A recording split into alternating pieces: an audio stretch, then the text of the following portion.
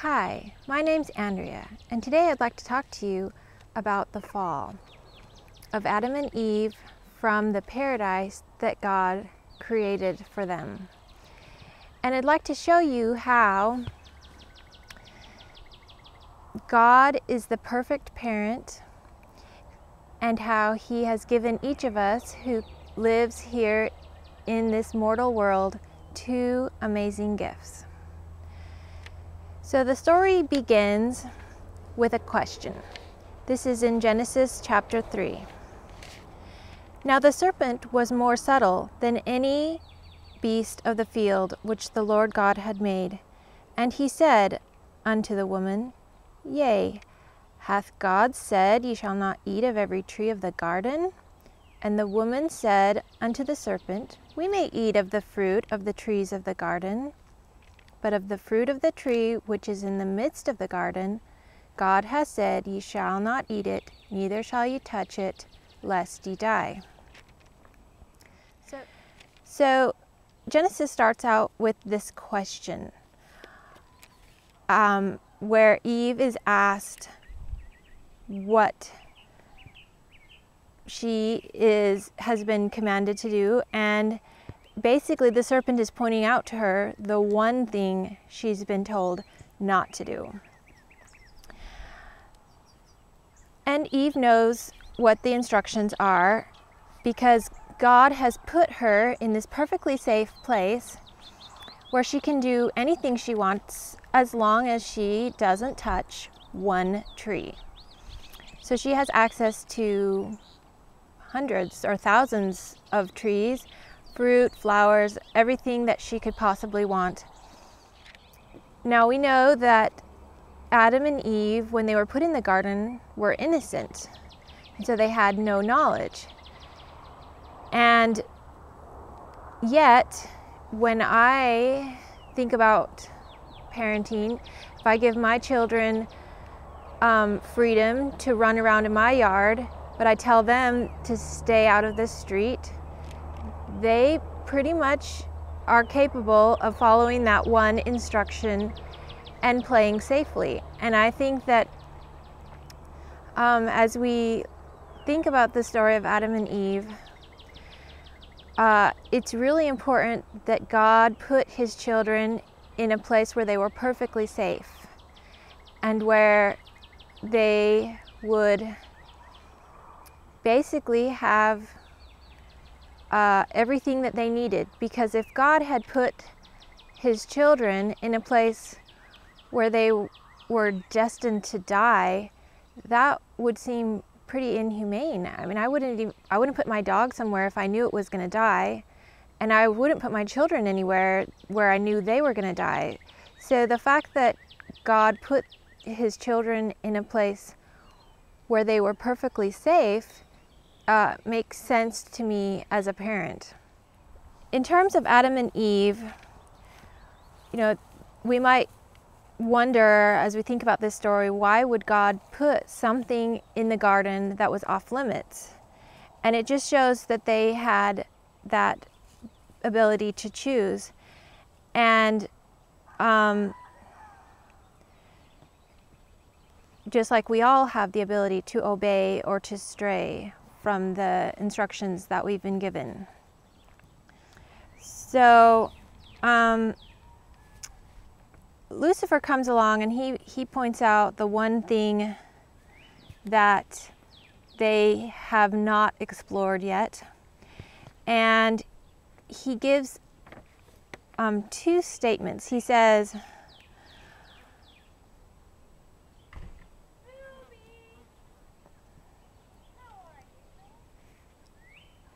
And the serpent said unto the woman, Ye shall not surely die, for God doth know that in the day ye eat thereof, then your eyes shall be opened, and ye shall be as gods, knowing good and evil.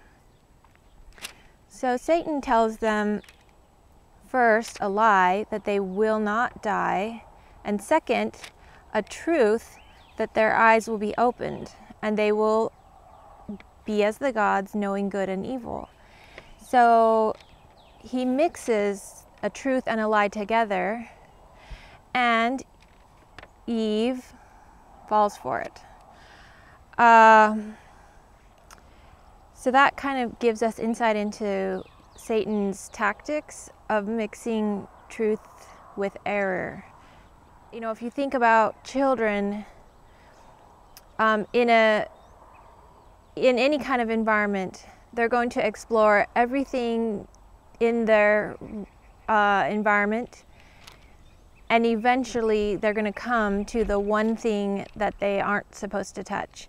And especially if they know they're not supposed to touch it, that it's only a matter of time before they're going to become curious about that one thing. So I think that it's safe to say that God knew they would eventually touch this tree of knowledge of good and evil, but no one made that choice for them. And Eve looks at this tree that she hasn't explored, and she thinks, okay, wow, this tree looks good for food. It's pleasant to the eyes and something that I might want. And so she eats the fruit of the tree of knowledge of good and evil, and she gives to her husband, and he eats also. So I want to stop right here and look at Adam's choice. So Eve had eaten of the fruit of the tree, and Adam was now in a position where he had to make a choice between two outcomes. One was to not eat of the fruit that Eve was offering to him and stay in the garden in God's presence, but he was going to be alone. And the other choice was to eat the fruit that Eve had eaten and go with her, because she was going to have to leave the garden as a consequence of her choice.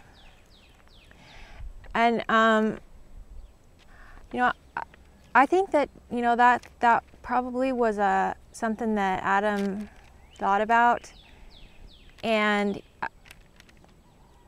I'd like to think that he really quickly figured out that being in paradise without Eve was not worth it.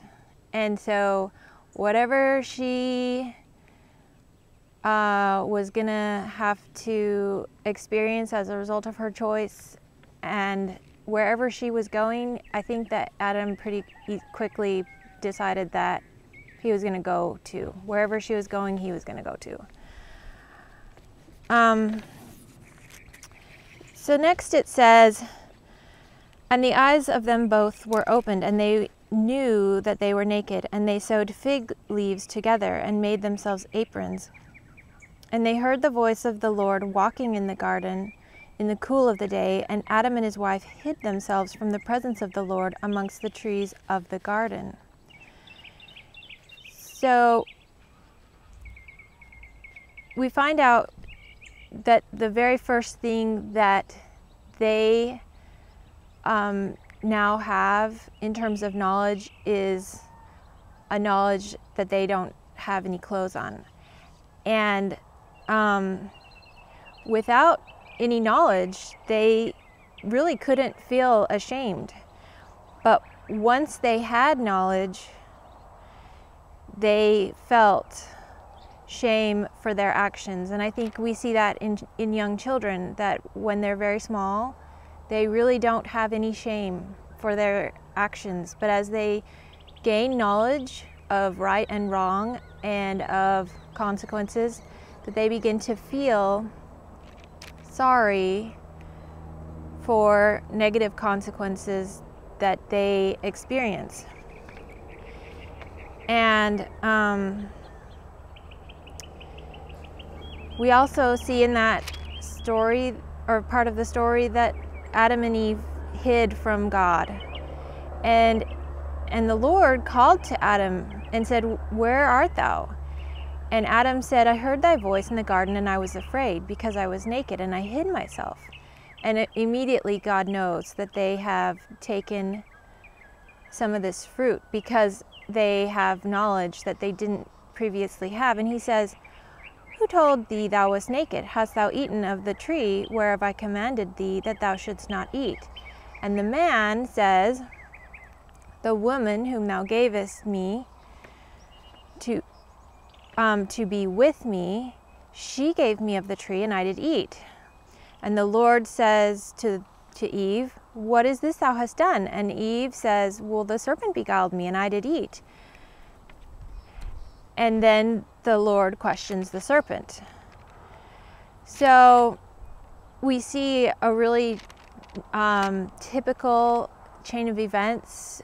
Adam blames the woman blames the serpent says, what did I do? And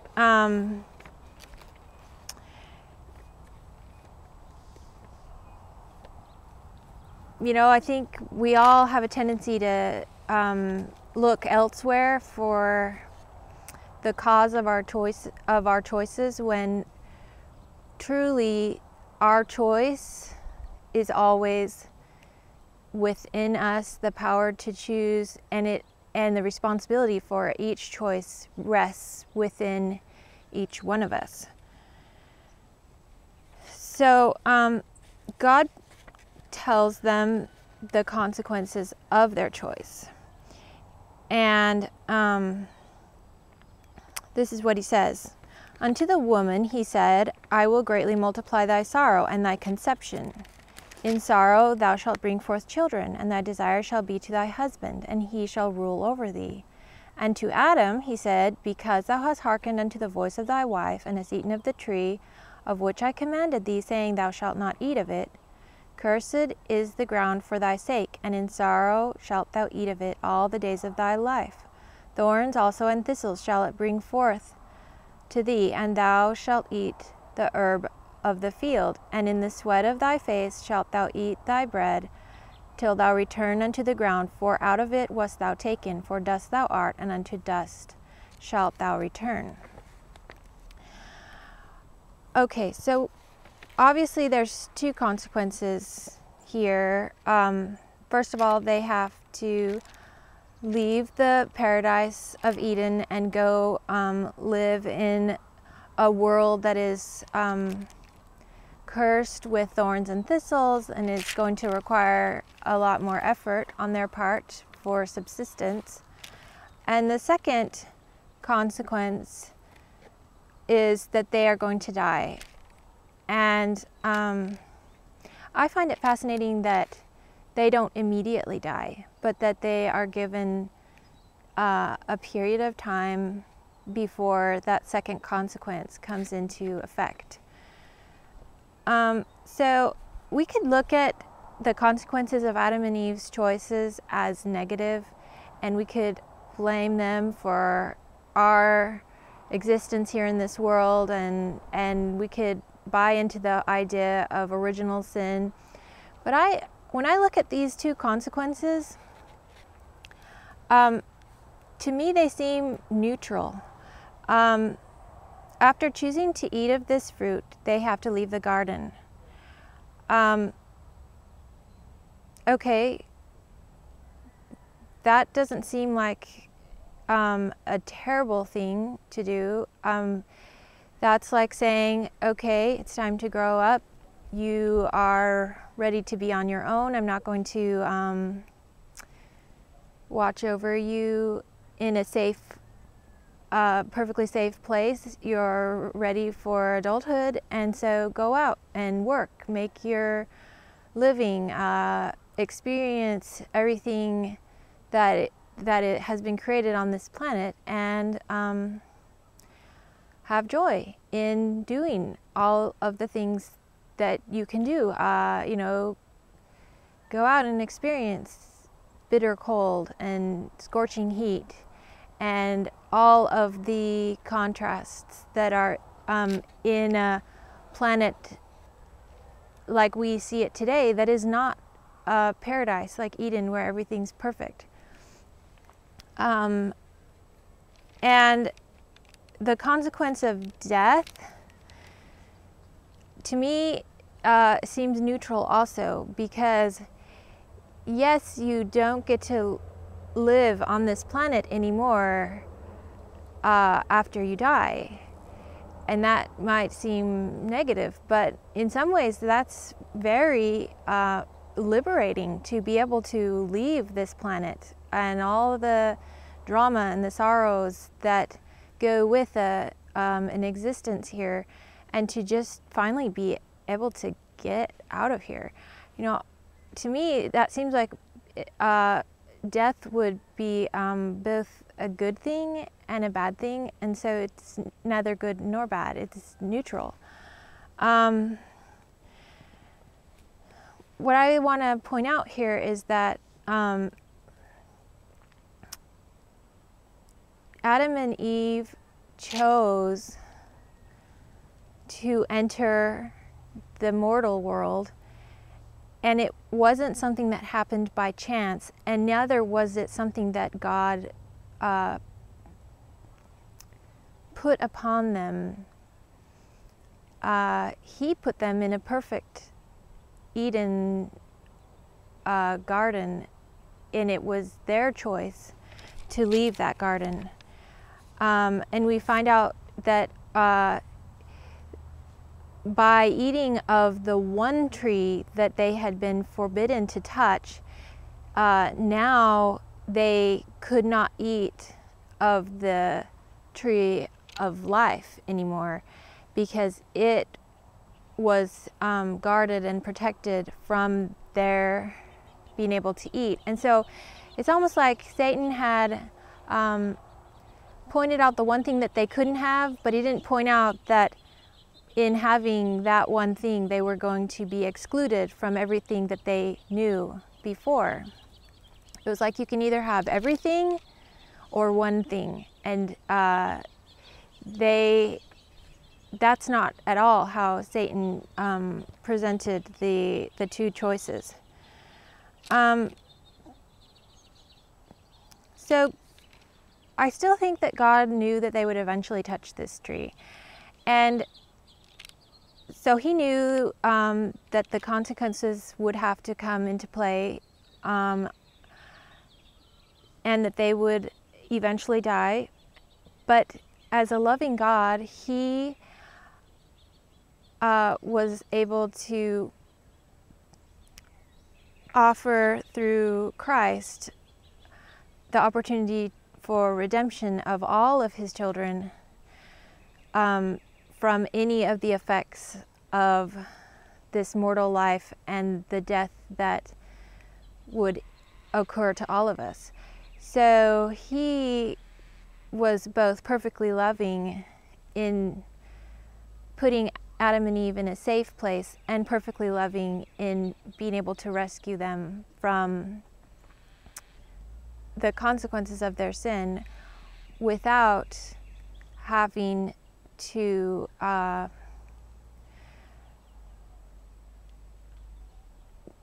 give them some kind of exception to the consequences of their choices. So I want to talk about some of these choices that we have. All choices have a consequence, and some of the consequences take away our freedom and enslave us or others, and other choices that we make increase our freedom and make other people free. And to me, that makes the tree of life and the tree of knowledge and good and evil sort of symbolic, because all choices that we have are going to either lead to freedom or death. And when we try to apply this story in our lives, I think that we can look at the choices in front of us and ask ourselves, is this choice going to give me more freedom, or is this choice going to take some of my freedom away? And I think it's really important that we realize and understand that for every choice there is a consequence that we don't get to choose. The consequences happen naturally, and that those consequences, especially in children, teach them to choose good for the good consequences and to avoid evil for the negative consequences, and that as adults we continue to have our good choices reinforced positively and our negative choices coming back to haunt us, basically. And so I just really like this story about Adam and Eve because it shows us that the two greatest gifts that we've been given in this life are the physical body that we have with which to experience everything in this world, and the ability to choose without the micromanaging supervision of a parent who knows everything. And that no matter what we choose here in this life, we are not going to be spared from the consequences, but God has made a way to rescue us in the end from the effects of our experience here. And so, in a sense, it's a perfect place for us to explore and learn and be taught based on a natural law and natural consequences. And I just think that shows us how loving God is, and also what a perfect parent He is to allow us to have freedom and not to take away from us the experience of the consequences of our choices. And I just thank you for your time.